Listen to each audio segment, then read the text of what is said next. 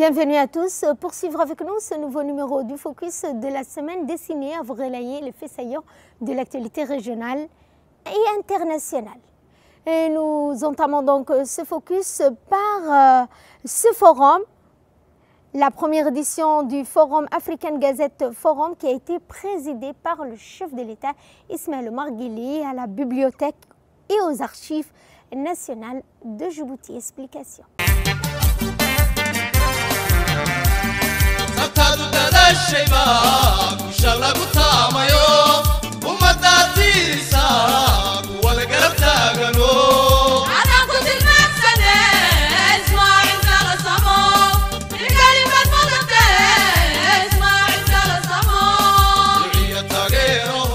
Sous l'égide du président de la République, son Excellence Ismaël Omar Guelleh, Djibouti a accueilli la première édition de African Gazette Forum Héritage à la bibliothèque et aux archives nationales de Djibouti.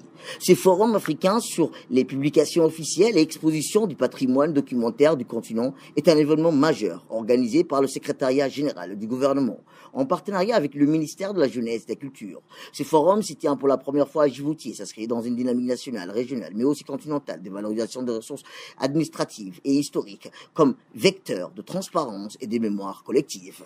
Le forum a rassemblé des acteurs clés du secteur offrant une plateforme d'échange et discussion sur les enjeux liés à la production et à la gestion et à l'accessibilité des publications officielles.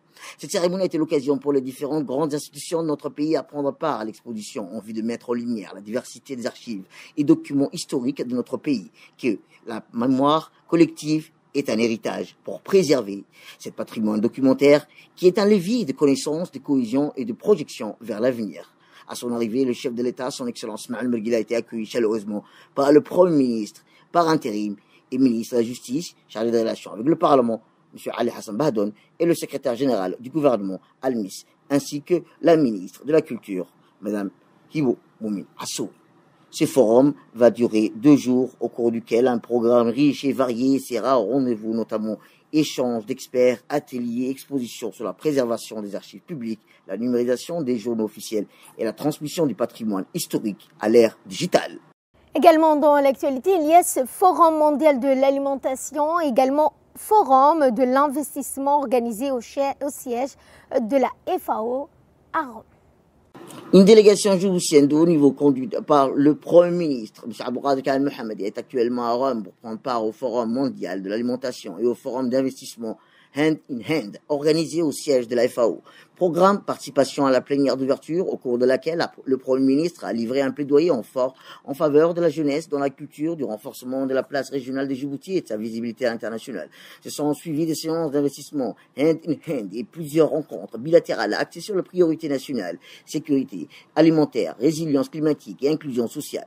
Aux marges du forum, le Premier s'est entretenu avec le directeur général du FAO pour discuter d'un plan d'investissement stratégique visant à soutenir la transition énergétique et la résilience agricole de Djibouti. Par ailleurs, il a également eu un échange bilatéral avec le président de la République du Bangladesh, le professeur Mohamed Younous, autour de la coopération sud-sud, partage d'expériences en microfinance inclusive et en économie sociale.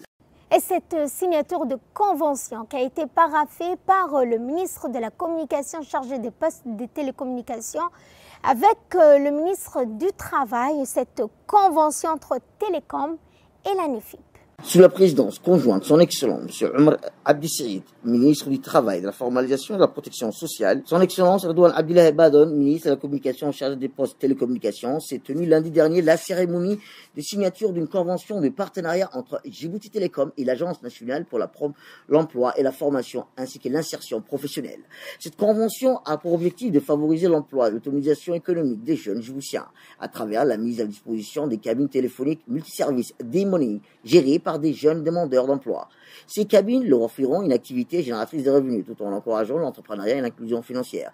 Ces projets s'inscrivent dans la continuité du programme d'entrepreneuriat social lancé en 2023 autour des cabines téléphoniques multiservices réhabilitées des Djibouti Télécom. Cette convention traduit la vision du président de la République, son Excellence Ismaël Omar Guelleh, qui place la lutte contre le chômage des jeunes au cœur de la vision Djibouti 2035. Les jeunes bénéficiaires tireront de ces projets d'une source de revenus immédiate en attendant un emploi stable, une expérience professionnelle valorisante dans les services numériques et une opportunité d'entrepreneuriat durable. Santé cette fois avec cette étude sur l'analyse budgétaire du secteur de la santé que nous vous proposons de suivre. Le ministère de la Santé de Djibouti, en partenariat avec le Haut Commissariat des Nations Unies aux droits de l'homme et le Bureau des coordinateurs résilients des Nations Unies et l'Agence nationale pour les personnes handicapées, a lancé officiellement le 13 octobre une étude de l'analyse budgétaire du secteur de la santé 2019-2025. Ont assisté à cette cérémonie le directeur général de l'ANPH, Doual Saïd Mahmoud, le deuxième vice-président de l'Assemblée nationale, Omar Ahmed Ouaïch, le secrétaire général du ministère de la Santé, Mohamed Ali Mohamed. Cette étude met en accent en particulier sur l'inclusion des personnes en situation de handicap, vise à évaluer les dépendants publics, identifier les écarts et formuler des recommandations pour une meilleure planification des ressources. L'initiative s'inscrit dans le cadre des engagements internationaux de Djibouti en matière de droits humains, notamment la Convention relative aux droits des personnes handicapées et l'objectif de développement durable. Le ministre de la Santé a souligné également que les hôpitaux et les centres de santé du pays ont désormais mieux préparé à accueillir les personnes à besoins spéciaux dans des conditions dignes et inclusives. Une cérémonie de remise de machines en braille, mais aussi des kits scolaires destinés donc à l'ABES, qui a été octroyée par le ministère de l'Éducation nationale et de la formation professionnelle. Le ministère de l'Éducation nationale et de la formation professionnelle, en collaboration avec l'Agence nationale des personnes handicapées, ont organisé une cérémonie significative au centre d'enseignement spécialisé pour les enfants à besoins spéciaux. Cet événement qui a été marqué par la remise des kits de fournitures scolaires et des machines Perkin et Braille destinées aux élèves malvoyants et non-voyants, qui a été effectuée par la directrice générale de l'enseignement, Lula Ali Elabé, et la directrice du centre qui ont reçu les officiels dans une atmosphère chaleureuse, conviviale. La cérémonie était présidée par Moustapha Mohamed Hamoud, ministre de l'Éducation nationale, de la formation professionnelle, et de M. Ismail Ibrahim Roble, ministre du budget, ainsi que M. Doual Saïd Mahmoud, directeur général de l'ANPH. Dans son discours respectif, Moustapha Mohamed Hamoud a également exprimé sa reconnaissance envers les éducateurs pour leur dévouement envers les enfants handicapés. Il a mis en avant l'importance de l'accompagnement moral, du soutien apporté aux élèves et leurs familles. Le ministre a conclu en louant les partenariats notables avec l'ANPH et le ministère de la Santé, essentiels pour promouvoir une éducation inclusive et de qualité. Et ce championnat de tennis de table avec la victoire de Djibouti à Tunis contre l'Angola. La République de Djibouti a réalisé un exploit historique au championnat Afrique de tennis de table, actuellement disputé en tennis. Pour sa toute première participation, cette compétition continentale de l'équipe nationale djiboutienne s'est illustrée en remportant une victoire éclatante en double mixte face à la formation angolaise. Cette performance marque une étape importante dans le développement du tennis de table à Djibouti et fait la fierté de toute la nation. Les pongistes djiboutiens ainsi que leurs aventures africaines avec enthousiasme et détermination portés par le soutien de leurs compatriotes pour la suite du tournoi. Et pour clore ce focus, nous allons à Sharm el-Sheikh, en Égypte, avec la clôture du sommet de Sharm el-Sheikh qui s'est clôturé avec la signature de la déclaration de paix destinée à un échange de prisonniers entre Israël et le Hamas.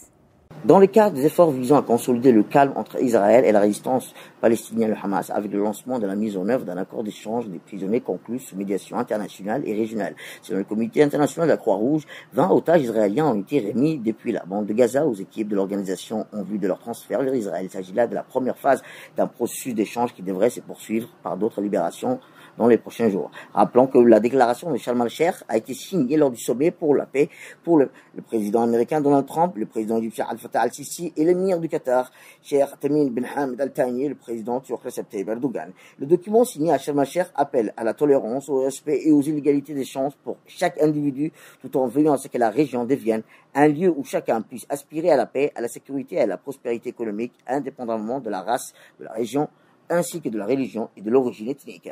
Rappelons que les signataires de la déclaration ont réaffirmé leur volonté de réaliser une vision globale de la paix, la sécurité et la prospérité partagée dans la région fondée sur les principes du respect mutuel et du destin commun. Sur ce, notre focus de la semaine touche à sa fin. Merci à vous de nous avoir suivis. Excellent week-end à toutes et à tous.